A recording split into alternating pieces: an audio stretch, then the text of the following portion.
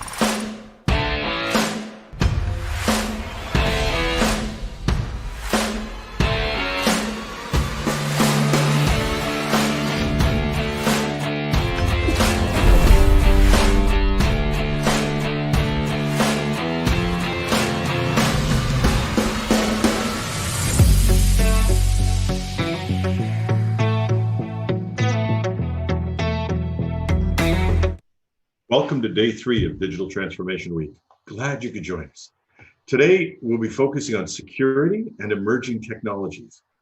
Now, technology is evolving at an astounding rate. As we heard in day 1 and 2, COVID-19 has knocked 5 years out of many companies' digital transformation schedule.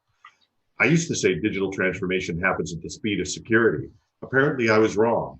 With a rapid en masse transition to remote work, digital transformation has eclipsed security, and now we're going back to patch up the holes. I just want that to go away. People went down so many paths. They used so many tools. They set so many different priorities. What is a technology leader to do in all this chaos? The task before us is to unravel this. To do that, I can't think of a better place to start than with the advice from the second largest e-commerce platform in North America.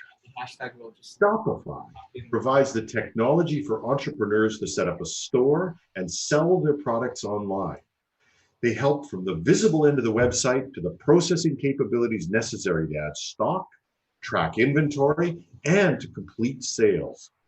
About 300 million consumers around the world purchased from a Shopify merchant in 2019.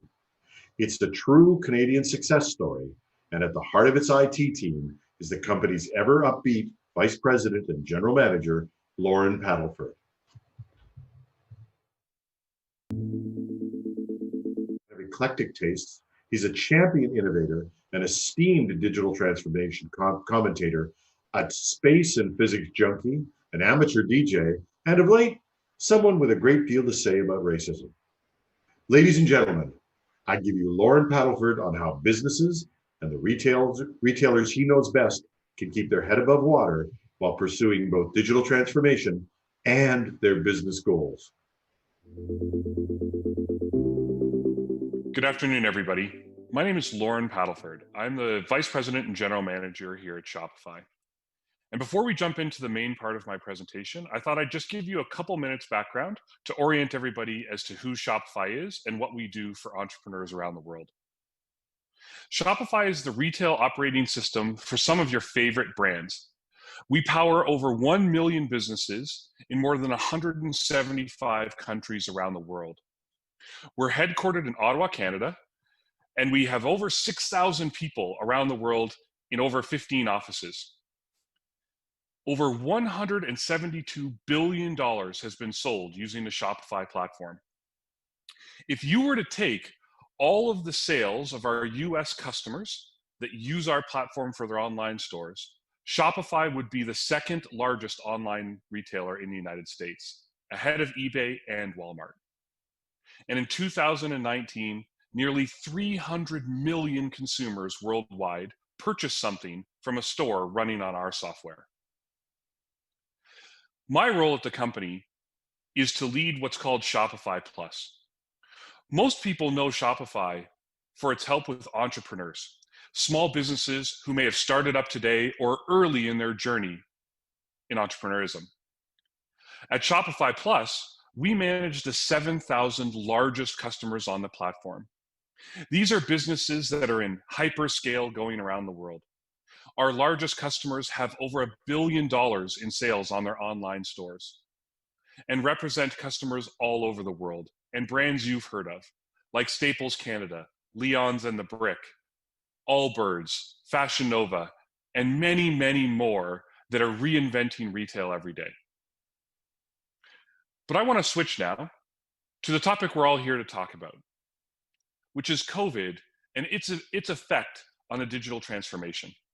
COVID is a time machine that brought 2030 to 2020, significantly accelerating the digital transformation that was already underway for the past decade.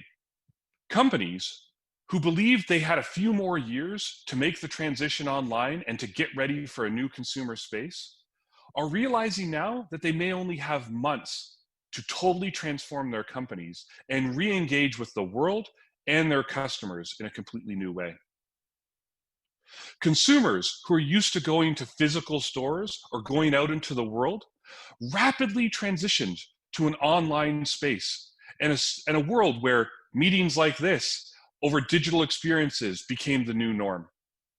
Entertainment and human interaction was fundamentally shifted in a matter of weeks. For many companies, this rapid acceleration caught them totally unprepared.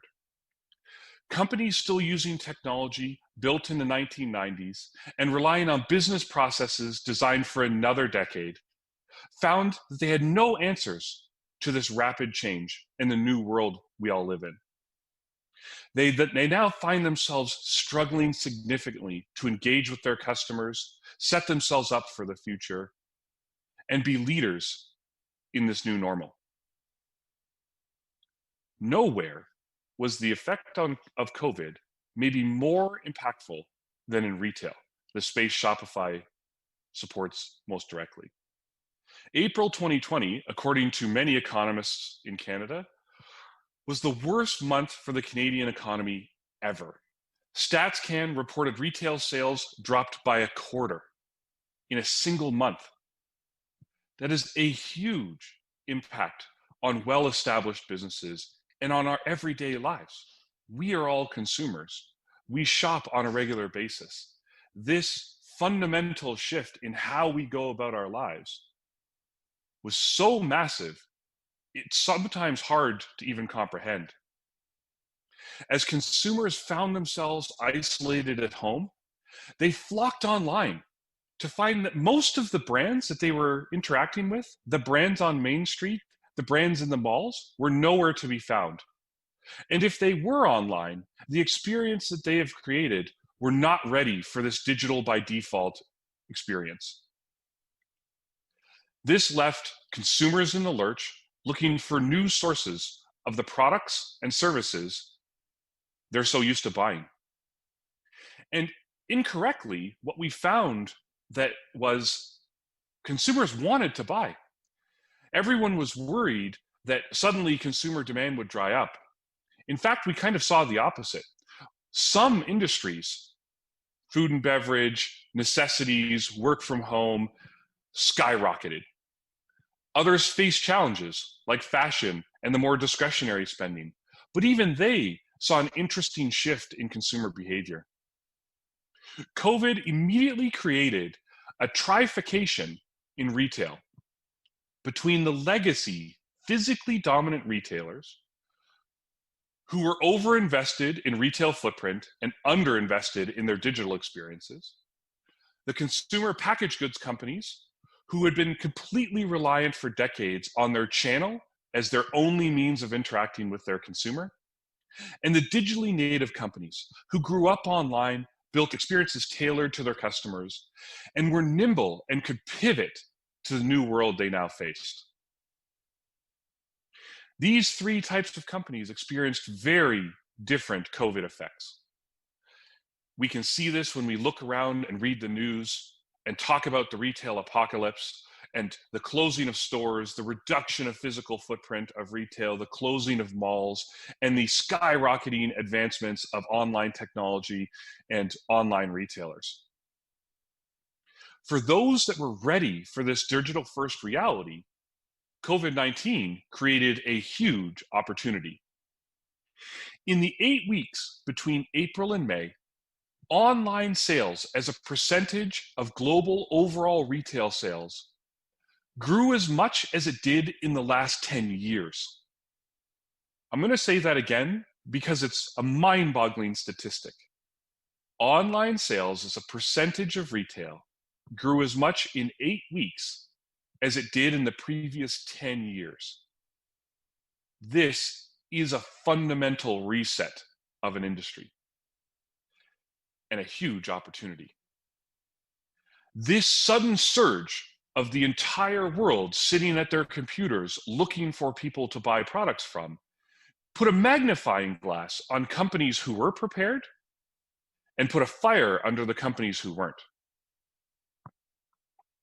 I want to highlight a couple of examples of customers of Shopify's, but also just players in the retail market who embraced this COVID-19 reality, shifted their businesses, and as a result have come out even stronger on the other side. I'd like to start with a brand we probably all know, Because it's been around for 175 years. And that's Lindt Canada, the famous chocolatier. Lindt is a famous consumer packaged good. They've used shopping centers, malls, and other grocery retailers to interact and sell their chocolates to you and I for over a century. However, in this new COVID world, where they had less outlets to sell through, less of their own physical retail and less of their channel partners being able to sell at all or having their doors open, they found themselves with an abundance of stock and no way to interact with their consumers. And they were rapidly approaching Easter, what they consider their Super Bowl. And so this 175-year-old company looked themselves in the mirror and said, we'd have to become a different type of business to succeed. So what did they do? Lindt Canada launched the first ever direct-to-consumer store for Easter.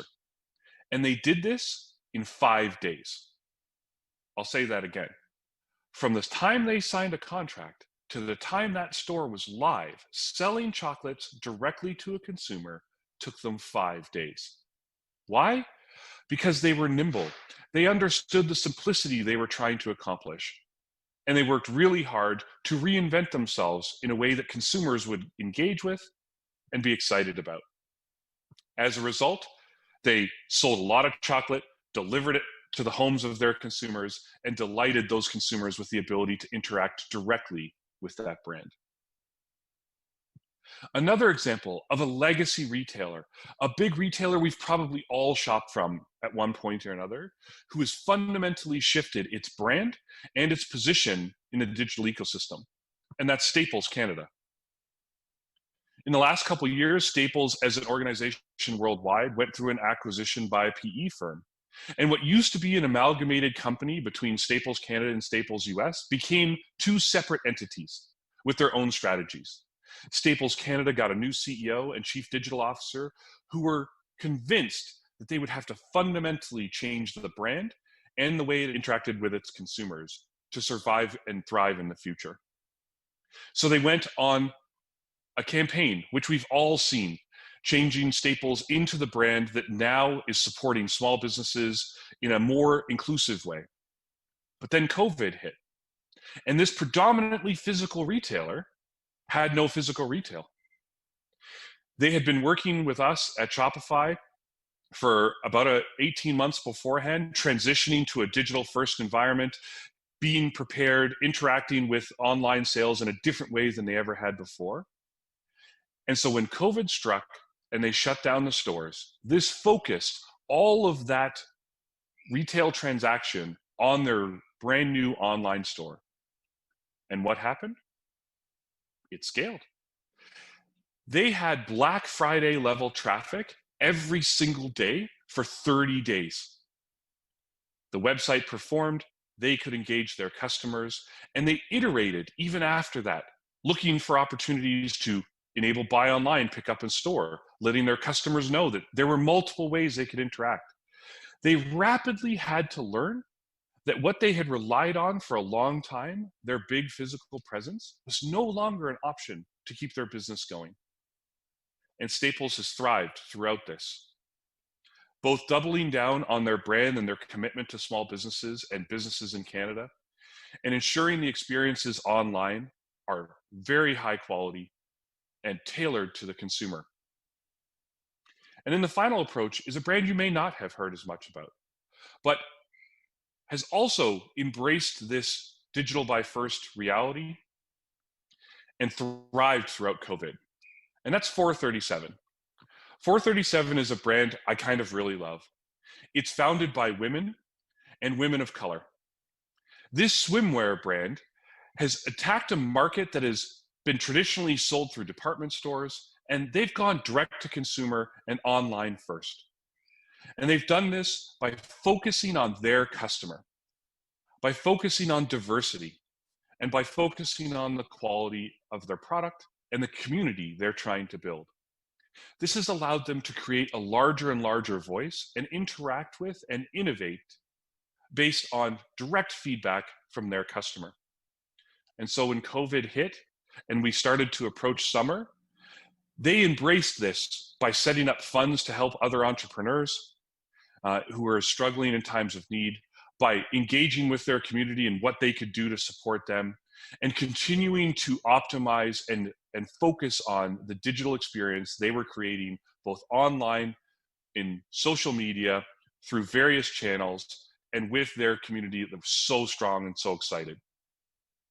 I'm happy to say this brand continues to defy the odds, is growing very, very rapidly, and is resetting how people think about swimsuits, but also about how you buy swimsuits and how you interact with your swimwear companies. It's such a great story of entrepreneurism and thriving in a digital by default economy. COVID-19 pressed the retail industry extremely hard.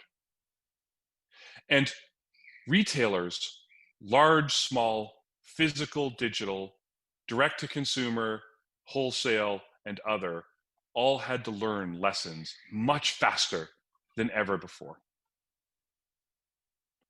These lessons might have come from retail, but I think they're lessons that apply for everybody. And I'd like to cover off what we've all learned. First, everyone needs to think about digital by default. We are now in a digital economy. Customer experience rules. Consumers have an endless supply of options readily available at their fingertips through the use of their smartphones and their tablets. Unlike the 100 years that preceded this time, retailers and companies are no longer the ones in charge. Consumers hold all of the authority. So retailers and businesses of every kind need to ensure that they are 100% focused on building experiences that are good for their customers. This isn't about putting a brochure online. This is about engaging a customer in a way that ensures that they shop in the way they want to shop, that they engage with your company in the way they want to engage, on the channel they want to engage in. In retail, this means your channel, your .com, is no longer as important as you think it is, or as it was in previous decades. You have to go to the consumers where they are. If a consumer wants to shop on Pinterest, you've got to make sure they can shop on Pinterest. If they want to shop on their phone, you've got to make sure they can shop on their phone. This customer-first approach is a requirement. Second, reduce the complexity. For many businesses, they've spent years building intense, highly customized, bespoke experiences. And while that feels good, the problem is it creates a complexity layer that slows down those experiences and requires consumers do more than they want to do. So we've seen retailers rapidly reduce the complexity of their experiences, simplifying the approaches, making it more direct to their consumers, and benefiting as a result. The next big learning is innovate or get left behind. We now live in a world dominated by companies' ability to experiment rapidly. Nobody has 18 months to try something. You might have 18 days. Companies who worked on 2, 3, 5-year plans are rapidly learning that they've got to throw those out, and they've got to think about how you can experiment like a startup. And so we encourage, and my advice to the executives that the customers we interact with is act like a startup. Try things. You're going to fail. It's okay. What you will start to learn is what your customers really want. I can guarantee you that what you did before COVID no longer matters. And so if you're still working off a plan that was built pre-COVID, my advice, throw the plan out, start a new one, and think about what you want to be as an organization going forward and what your customers need. That leads me to my final lesson, which is there is no going back. Well, right now we live in a world that is attempting to open up, and we all hope that in fact we can open up, because as humans, we all want to see each other and we want to be present. The truth is that even if we were to open up as a society, digital by default is here to stay. We are not going back to the world we used to have. There will be less travel. There will be less face-to-face meetings. There will be less face-to-face retail. And so working now, continuing to work hard and fast against plans that help your company transition from what it was to what it needs to be is critical for both now, but also for the future. Don't get complacent. Don't hope we go back. Those days are over. What you do now, as both companies and as brands, is being watched. There is a microscope being put on how companies interact in this time, how well they understand their customers, and how rapidly they adapt their business model and processes to engage those customers in the way that they want. Our customers and yours have every option in the world. If you don't meet their needs, they will choose somebody else. Everyone's watching. And this leads to my last part of this discussion, which is the opportunity all of this creates for all of us. As I mentioned before, COVID-19 is a time machine, but COVID-19 is something else. It is also a massive catalyst for each one of us. This might be the biggest change we've all had to go through in decades. And this catalyst presents us with two options. The first is the option and requirement to turn the page and start a new chapter for your company. As I mentioned previously, whatever you were doing before COVID hit is no longer relevant and no longer what we need to do going forward. This change requires that companies embrace a digital by default reality and makes digital its core. It requires that we focus on that digital experience of our customers and on digital for all of our employees.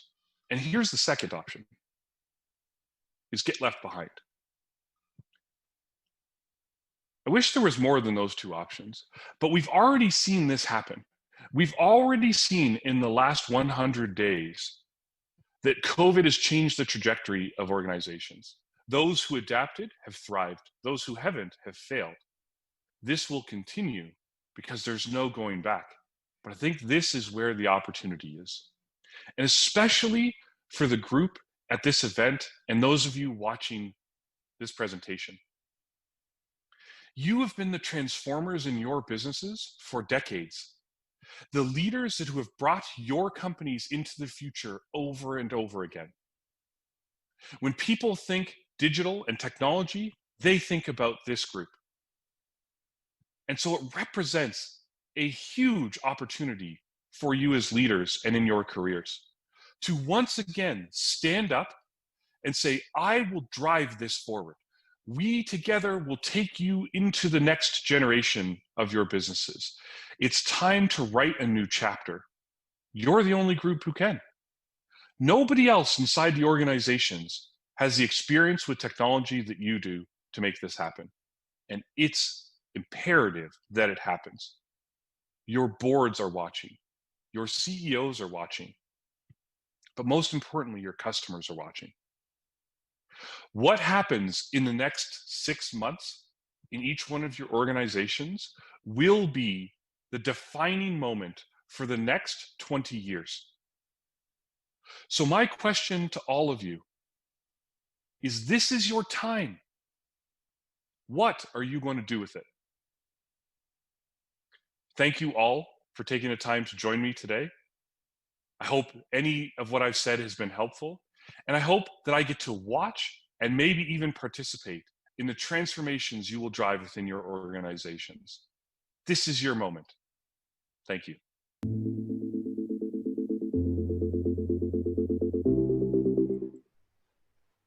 Coach, Jim. Thank you, Lauren. That was truly astounding. Ladies and gentlemen, as overwhelming as the challenges digital transformation can be, with things like company culture leading the pack, there is a challenge that's keeping tech leaders awake and that's security. It's expensive, the threats seem ubiquitous, and the move to the cloud is not always as straightforward as it may seem. We've pulled together an excellent panel of security experts that will be moderated by CyberArk's AVP and Country Manager, Chris Ruitz. The title of this panel discussion is How to Stay Alert to Changes in the Cybersecurity Threatscape Without Going Mad. And on that, I turn it over to Chris.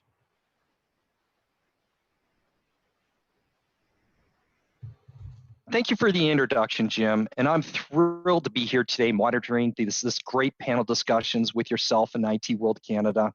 So just a few words about CyberArk before we get into the panel discussions. We are the global leader in privileged access management, which is a critical layer of IT security that protects what we consider the keys to the kingdoms, which is access to data infrastructure, assets across the enterprise and cloud and throughout the DevOps pipeline. CyberArk delivers the industry's most complete solution to help reduce risks created by privileged credentials and secrets, which includes identity access. And I would be remiss if I didn't mention the recent acquisition we made with Idaptive around next generation access and single sign-on to multi-factor authentication, endpoint protection, privileged access management, and cloud and application security. So without further ado, I'm very excited and pleased to have with me today some very bright minds within the Canadian cybersecurity industry. First off, I'll introduce Terry Cutler, an ethical hacker and author of several cybersecurity books. His most recent, Insider Secrets to Internet Safety, which is an Amazon bestseller already. And he is also the CEO of Montreal-based Cyology Labs. Terry, congratulations on the book and welcome to the call today. Thank you. Next up, we have Jerry Owens, who's a close friend of CyberArk, who is an IT risk management and cybersecurity executive with over 30 years of experience in building risk programs and cybersecurity strategies.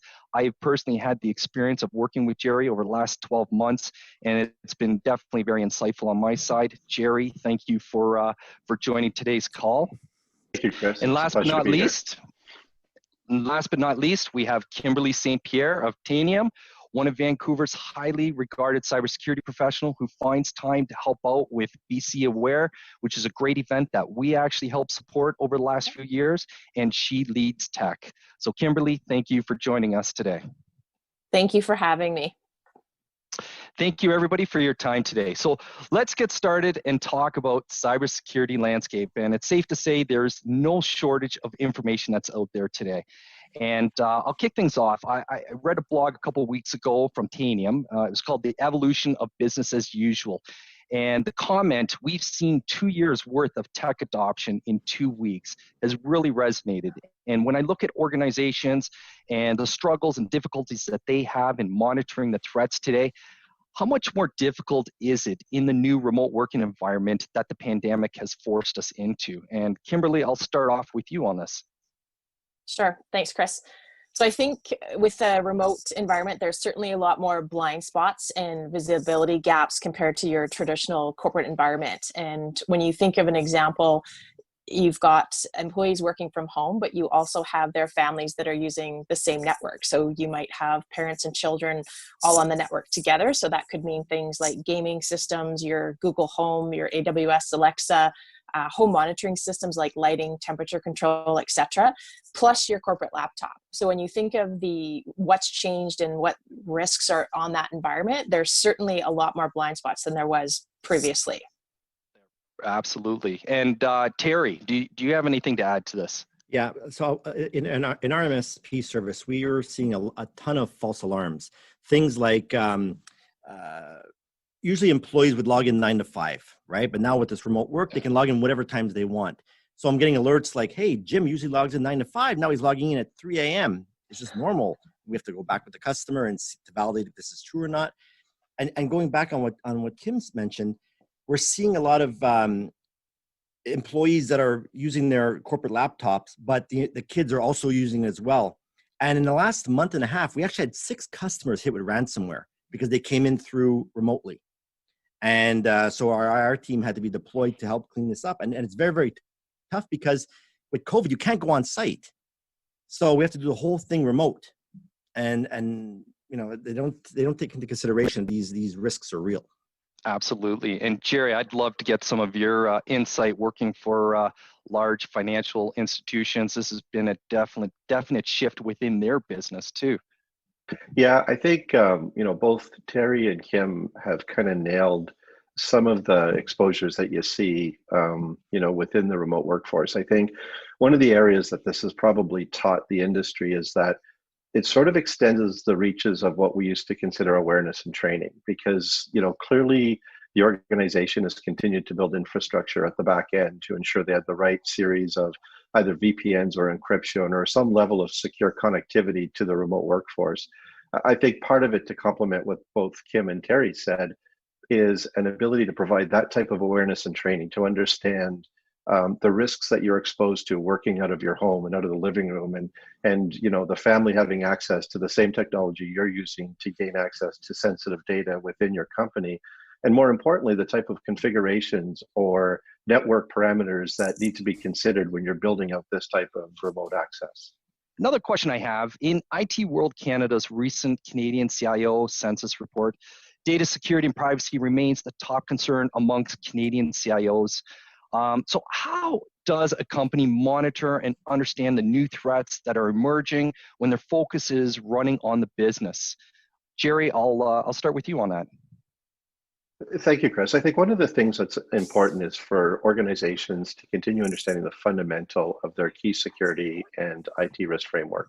So as long as they continue to understand what they're trying to protect and the assets that are vulnerable or susceptible to any type of exploit, or the applications and assets that they're most worried about when it comes to providing that level of security, I think it's important for them to stay grounded within their framework and understand what it is exactly they're trying to protect, that then continues to inform the decisions in terms of what they need to look at and where they need to continue concentrating on the type of security that they're implementing to protect their overall environment.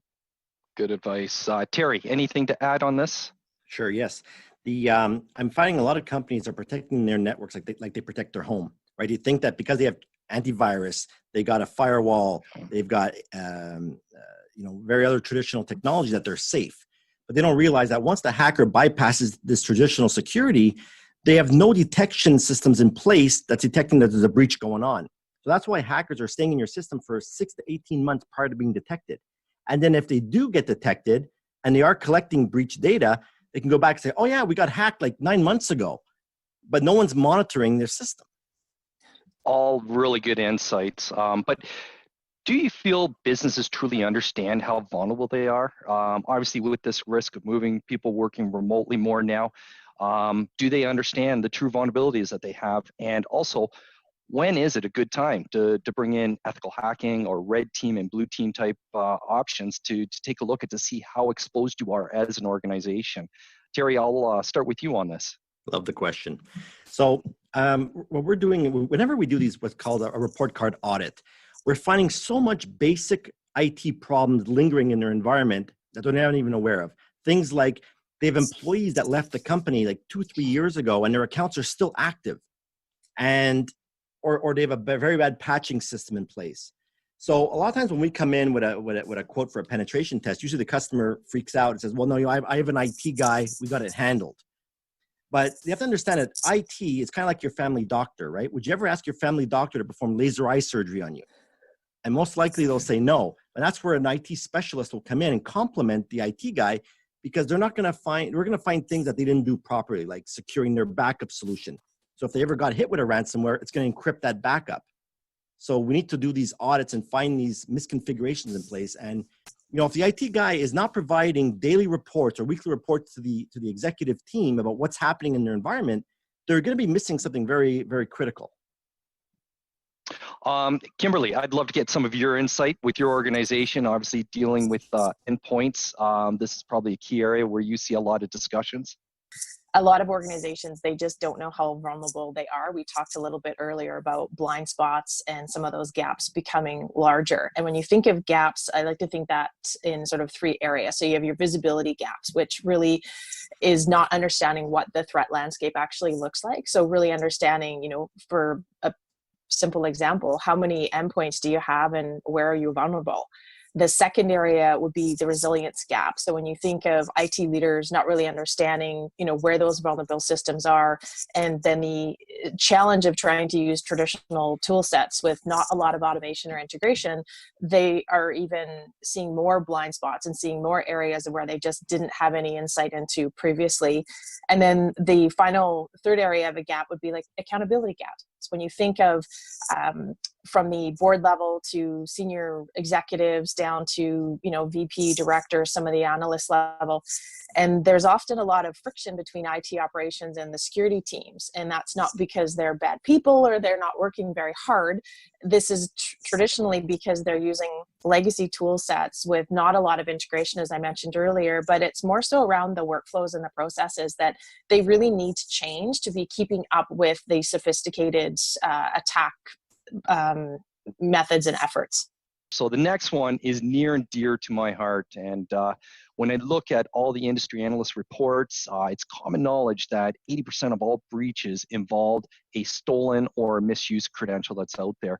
I'd love to get your input on where you see the big holes are when it comes to credential management. Terry, I'd love to get some of your feedback on this. I actually witnessed a very horrifying situation a couple of years ago where a hacker hacked into a small MSP and was able to get access to his credential management system for all of their customers. And they were able to access all those customers and start attacking them too. And all the blame fell back on the MSP, of course, right? Because the customers don't blame hackers, they blame you, right? Because you're holding their stuff secure. And it was a real mess.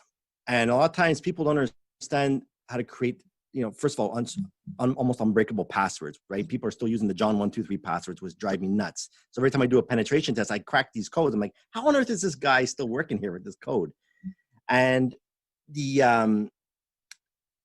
they need to protect, and also the two-factor authentication needs to be on there. A lot of companies are still not using that. So a combination of all of these will help secure them. Great advice. Jerry, anything you would like to add to this? Often it isn't the threat about the person and what they have access to. It's the credential that they hold unknowingly, what it has access to, and what people could have an opportunity to gain access to as a result of stealing that type of credential or allowing them to escalate their privilege and access across an enterprise.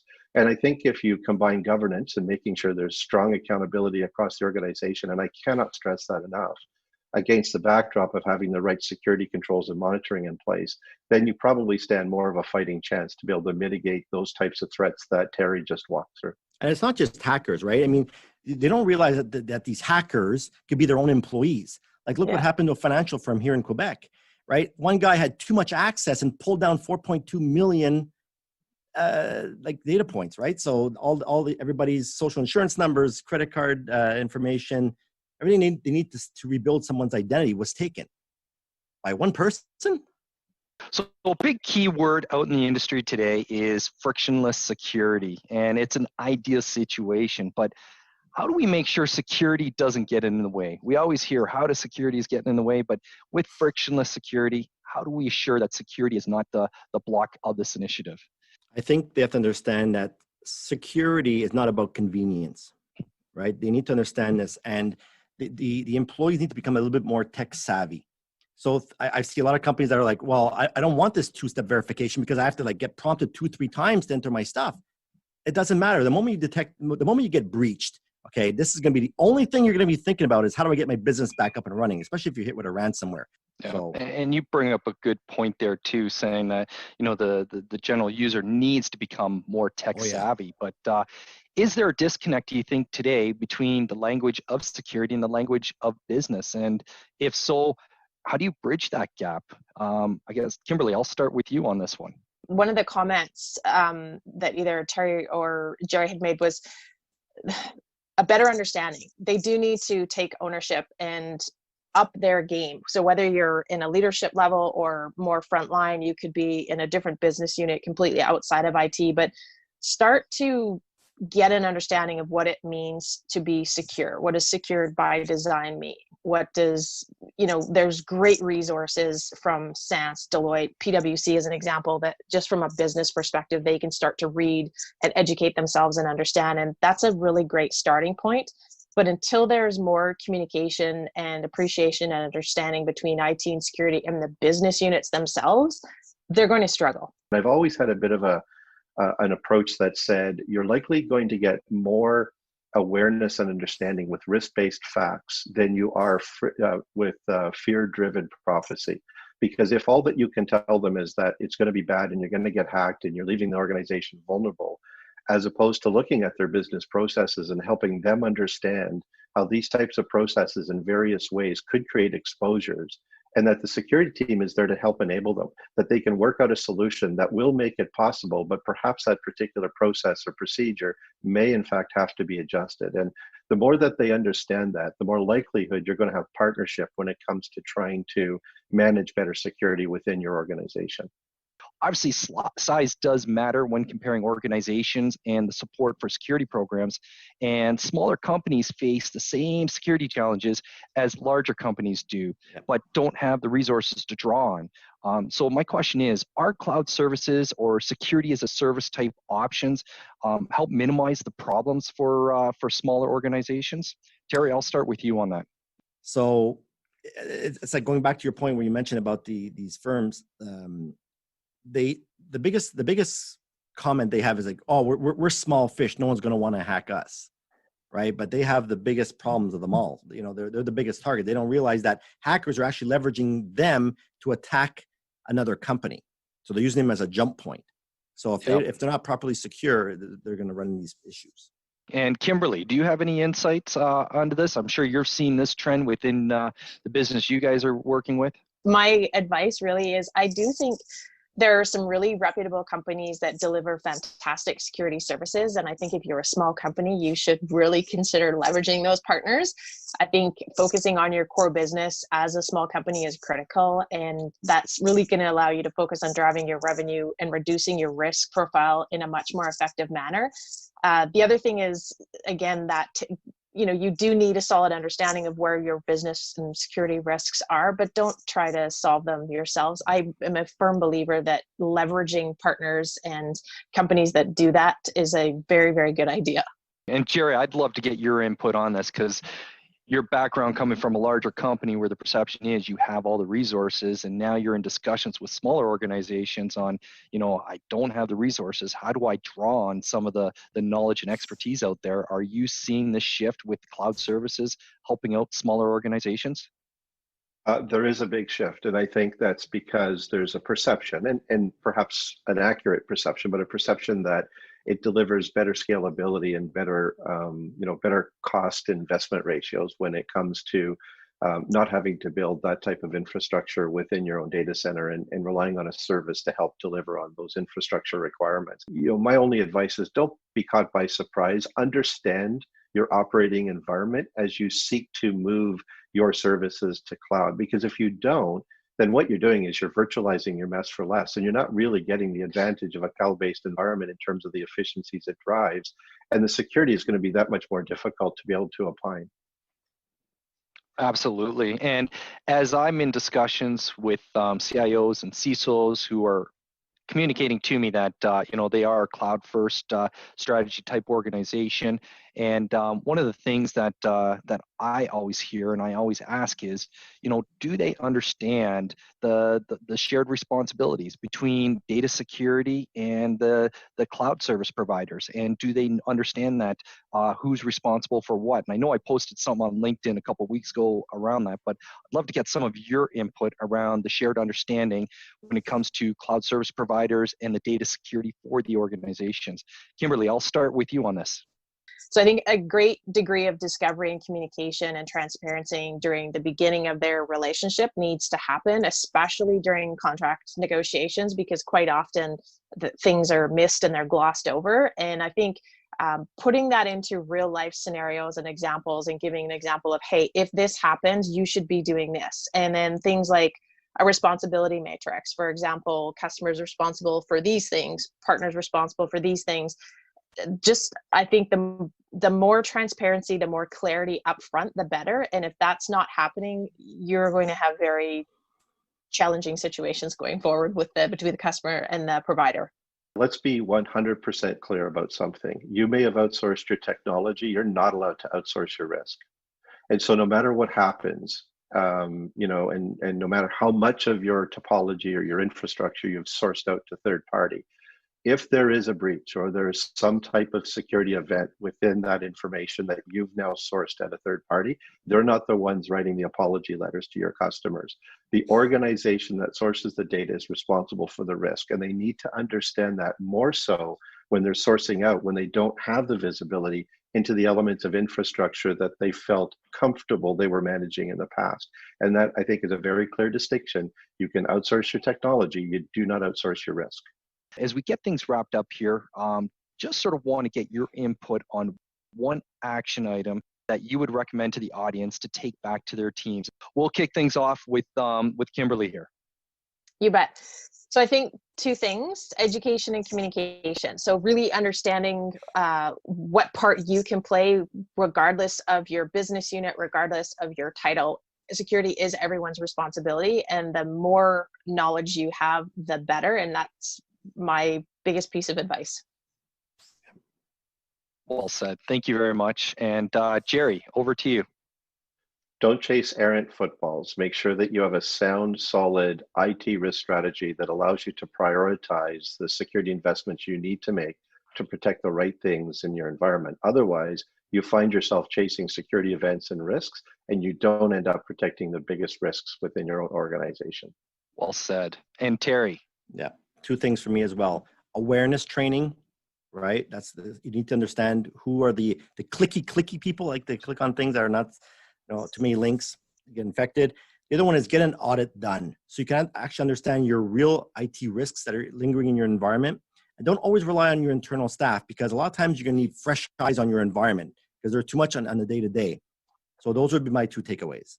Thank you, panel, for your participations today. Over to you, Jim.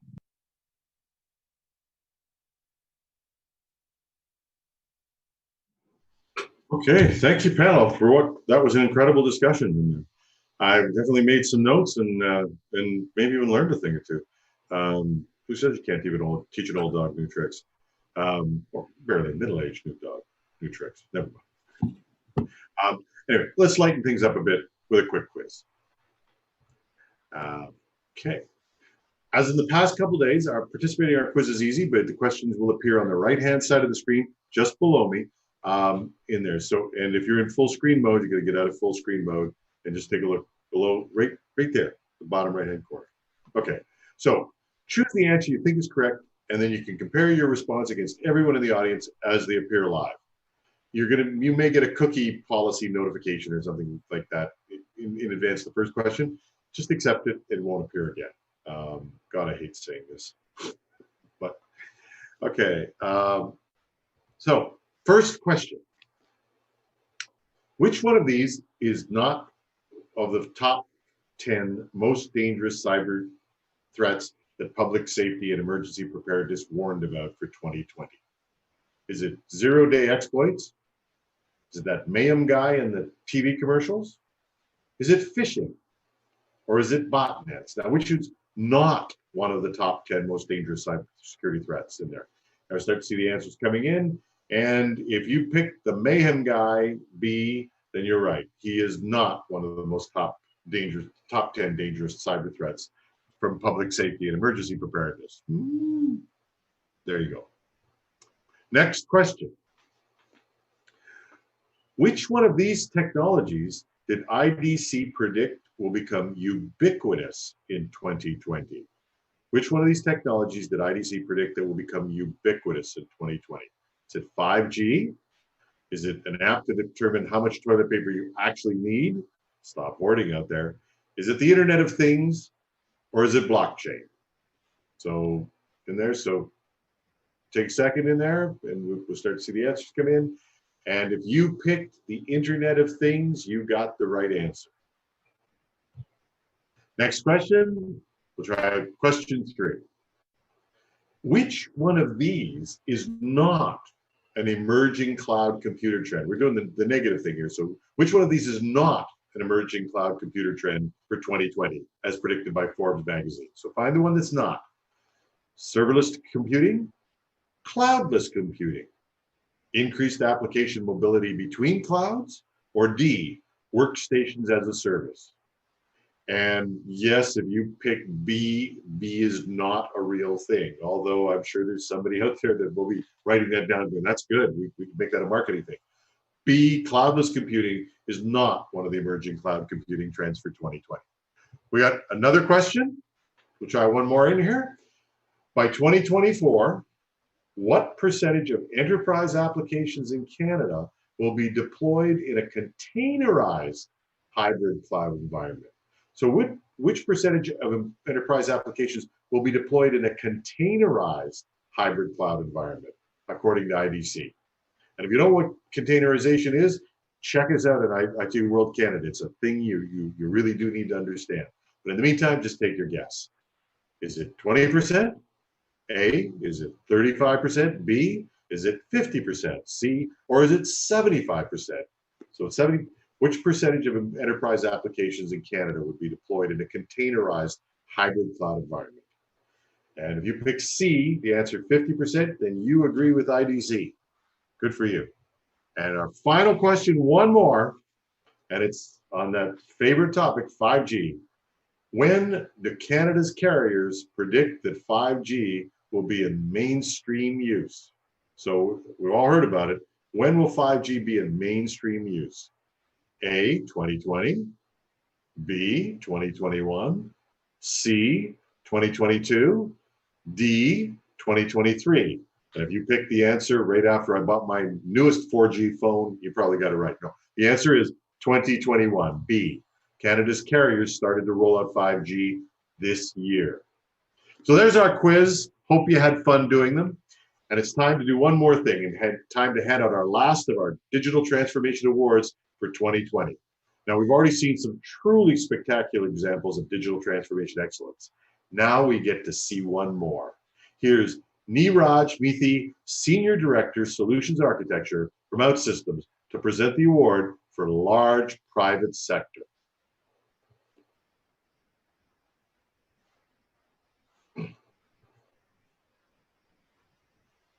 Sorry, Jim. Play the 5-second one. Yeah, just play the 5-second one. We have a short video that we're going to play because we fumbled the video. And switch. Thanks, Jim. Awesome quiz. It was Switch. Huge congrats to Denton LLP. I know for a fact the judges had a tough time deciding the winner for this award. You guys have taken the award in the face of some stiff competition indeed, so job well done. Well, that's it for today. Come on back tomorrow for the final day of our Digital Transformation Week. We'll be focusing on digital transformation from the CIO point of view, and our opening address will be delivered by the former BlackBerry chair, Jim Balsillie, and I think you're going to be knocked out. We'll be naming 4 CIOs of the year in different categories. All in all, it's going to be a strong ending to what's been a great week. Now, none of this would be possible without the support of our sponsors. I want to give a shout out to ServiceNow, OutSystems, SailPoint, Compugen, and CyberArk, who is hosting today's post-event breakout room. So why not join me and Duncan Keir, CyberArk's country solutions engineer, and he'll be giving a talk about privilege sprawl. It's an important topic, and I'll be down there. So come on down and join us for that. For the rest of you, thank you for your time and interest, and we'll see you tomorrow.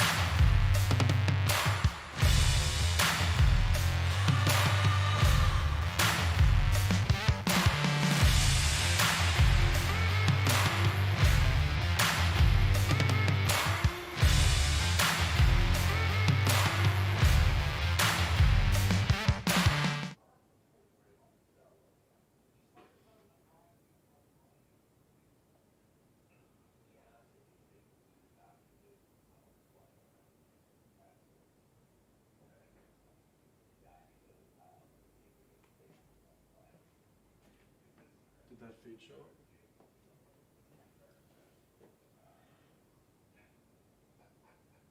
Are you guys seeing the feed? Are you guys watching the YouTube video? Hey guys, hello? Are you guys watching the YouTube feed?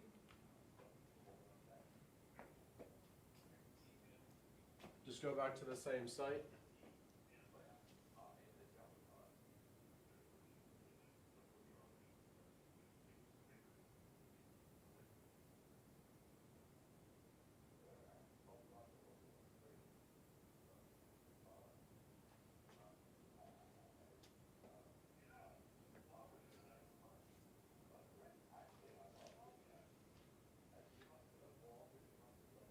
Can you, Mark, you know those scenes with Tiny Jim and the slide?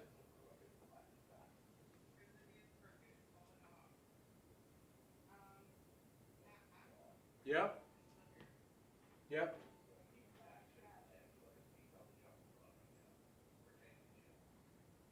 Well, just speak up, Des.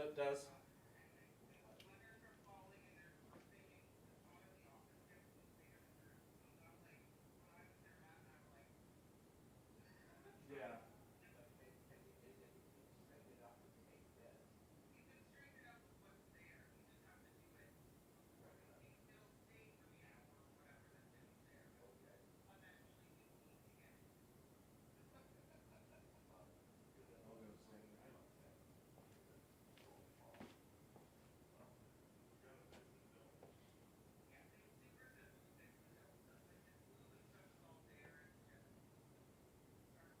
So, the Jumbotron again. You should see Jim taking a third and the slide.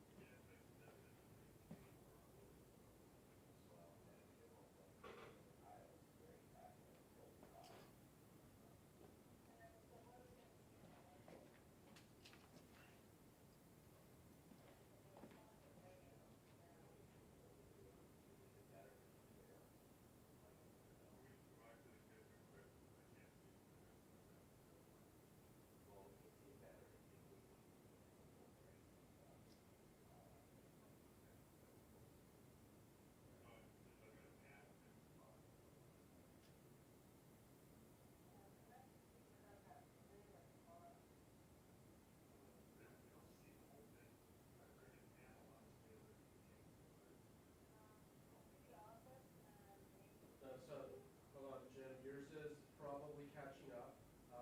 Internet speeds cause buffering. But if you're trying to look at that on your phone, if you're looking at that on your phone, instead of that, try on the computer.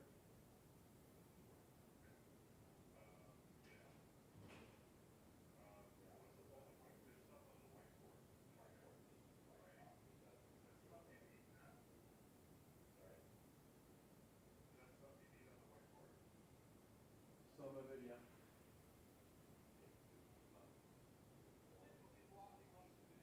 Yeah, like the truth is, you shouldn't, sorry. Hold on, sorry, just a second. Make sure that you're watching this on the Jumbotron view and not full screen, because we don't want people looking full screen, we want people watching it on the site. And that's the view which is going to matter the most.